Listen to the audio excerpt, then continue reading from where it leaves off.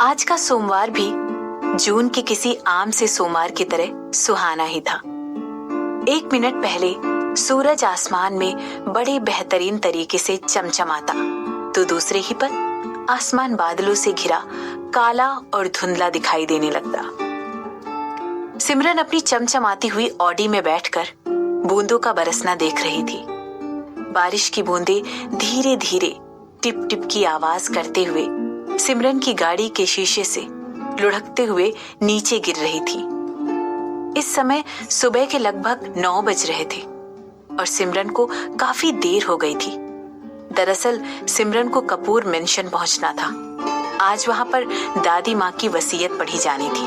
आज भी शिफाली ही गाड़ी चला रही थी, इसीलिए सिमरन ने उससे पूछा, क्या अभी तक सिक्योरिटी कंपनी का कोई जवाब नहीं आया? यस मैम, उनका कॉल आया था। उन्होंने कहा कि वो आज दोपहर तक किसी को भेज देंगे।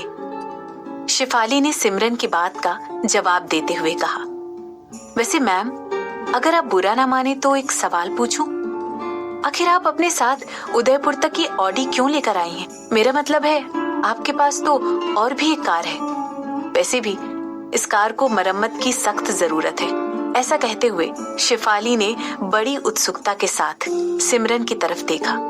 वो सिमरन की तरफ जवाब की उम्मीद में एकटक देखती रही। इसके बाद उसने अपनी नजरें वापस से सड़क की ओर कर ली।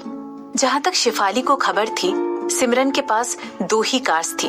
उनमें से एक थी ऑडी और एक थी ऑस्टन मार्टिन। इसके अलावा सिमरन की एक और अलग आदत थी। जब सिमरन शहर में कहीं भी जाती थी, तब भी वो अपनी कार में ही घूमना पसंद करती थी, और जब कभी कहीं शहर से बाहर जाती थी तो भी इन्हीं दोनों कारों में से एक में ही जाती थी। लेकिन पता नहीं क्यों सिमरन इस बार अपने साथ ऑडी लेकर आई थी, और इसीलिए शिफाली ये जानकर काफी हैरान में थी। शायद तुम्हें मेरी ऑडी कुछ खास पसंद नहीं आई, लेकिन मैं तुम्हें फिर भी बताना चाहूंगी कि आज भी ये इस शहर की महंगी गाड़ियों में से एक है, और कुछ लोग तो इसके आधे दाम की गाड़ियां भी रखना अफोर्ड नहीं कर सकते। सिमरन ने शिफाली को जवाब देते हुए कहा। ऐसा सुनते ही शिफाली के चेहरे पर कंफ्यूजन दिखने लगा। उसे देखते ही सिमरन ने अपनी हंसी दबाते हुए कहा, हालांकि मुझे कार ड्राइव करना नहीं आता है, लेकिन फिर भी मैं उनके बारे में काफी जानकारी रखती हूँ। अच्छा, बिल्कुल एक मैकेनिक की तरह, शिफाली ने सिमरन का मजाक उड़ाते हुए कहा। लेकिन अभी भी शिफाली के चेहरे पर कंफ्यूजन वैसे ही बना हुआ था। सिमरन के ऑफिस में सबको पता था कि सिमरन को गाड़ी चलाना नहीं आता है, मगर शिफाली को ये नहीं पता था कि सिमरन को गाड़ियों के बारे में इतनी नॉलेज थी। हाँ, बिल्कुल एक मैकेनिक की तरह, सिमरन ने मुस्कुराते हुए कहा। बल्कि मैंने ये कार खुद बिल्कुल शुरुआत से बनाई है। दरअसल मुझे अपनी कार खुद बनाना बेहद पसंद है, और ये कार मेरा लेटेस्ट कार प्रोजेक्ट था। यहाँ तक कि मैंने इसे पिछले महीने ही बनाना खत्म किया है। पता है, मुझे पूरे 1 साल लगा इस प्रोजेक्ट को पूरा करने में। तो मैंने सोचा कि क्यों ना इसे इसी शहर में चलाकर आजमाया जाए। सिमरन का ये एक्सप्लेनेशन शिफाली के लिए काफी था। इसके बाद शिफाली ने सिमरन से एक भी सवाल नहीं पूछा। मैम, मुझे लगता है इस एरिया में काफी ज्यादा ट्रैफिक है। ऐसा लग रहा है जैसे यहाँ पर कोई एक्सीडेंट हुआ है। क्या आपको लगता है कि हमें जाना चाहिए? शिफाली ने सिमरन से कहा। सिमरन ने शिफाली को बीच में ही टोकते हुए कहा, नहीं, मुझे लगता है हमें यहीं रुकना चाहिए। सिमरन को वसीयत पढ़े जाने के लिए कोई जल्दी नहीं थी। उसे लगा कि वो क्यों फिजूल में अपना रास्ता बदले। सिमरन को अच्छी तरह पता था कि जब तक वो वहां नहीं पहुंचेगी, वकील वसीयत पढ़ना शुरू नहीं करेगी। इसीलिए उसे लगा कि हड़बड़ी करने की कोई जरूरत नहीं थी। दूसरी ओर कपूर मेंशन में जब सिमरन ट्रैफिक जाम में फंसी हुई थी, तभी मिस्टर कपूर की स्टडी में अफरा तफरी मची हुई थी। सब वसीयत पढ़े जाने के लिए उतावले हो रहे थे। कपूर खानदान के सारे सदस्य एक रेक्टेंगुलर सागवान की लकड़ी से बनी हुई टेबल के सामने बैठे हुए थे। सब लोग बड़ी बेसब्री से वकील की तरफ देख रहे थे। सब सोच रहे थे कि इतना टाइम हो जाने के बाद भी वकील वसीयत पढ़ना शुरू क्यों नहीं कर रही है। मगर वहां मौजूद सभी लोगों को हैरानी तब हुई जब वकील ने सिमरन के बिना वसीयत पढ़ना शुरू करने से मना कर दिया। क्या बकवास है ये, रिद्धिमा ने हाथ बांधते हुए कहा।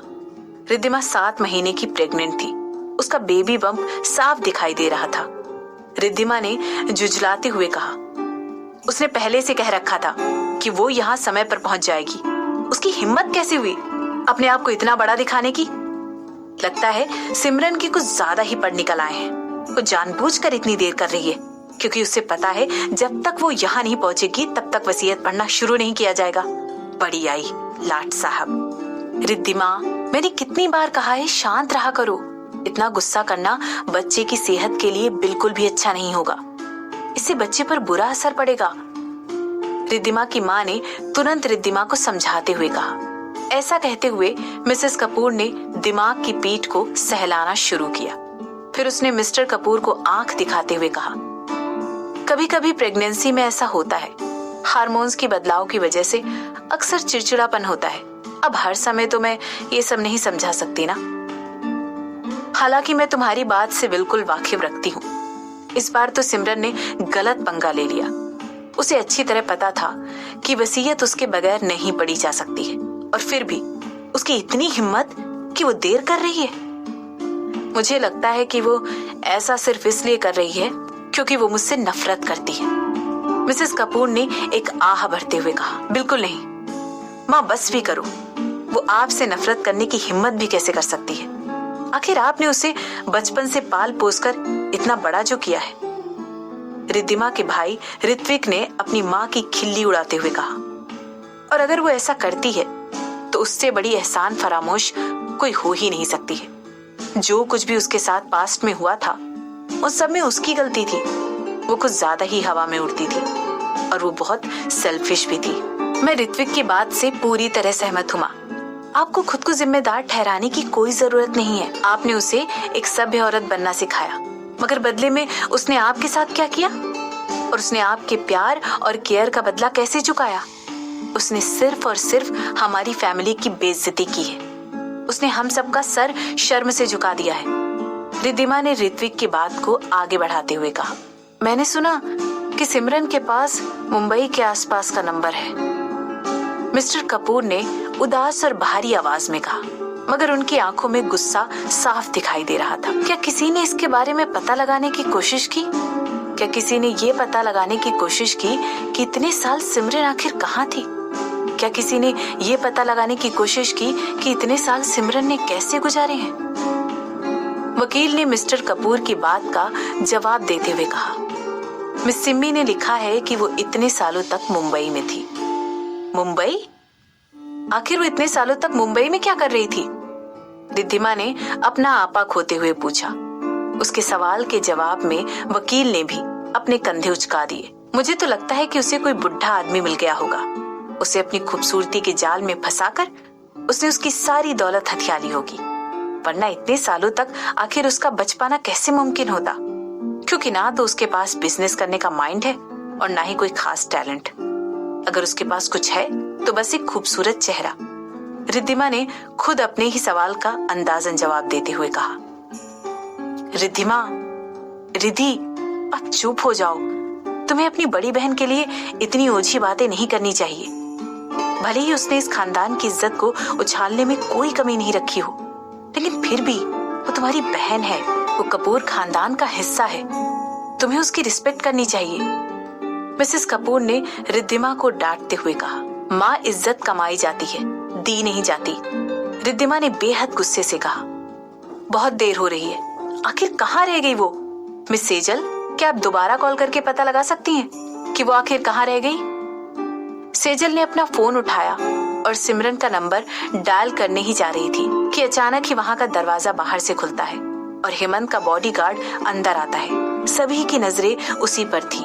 हेमंत के बॉडीगार्ड ने आगे बढ़कर झुककर हेमंत के कान में कुछ कहा। जैसे ही हेमंत ने बॉडीगार्ड की बात सुनी, उसके चेहरे का रंग ही उड़ गया।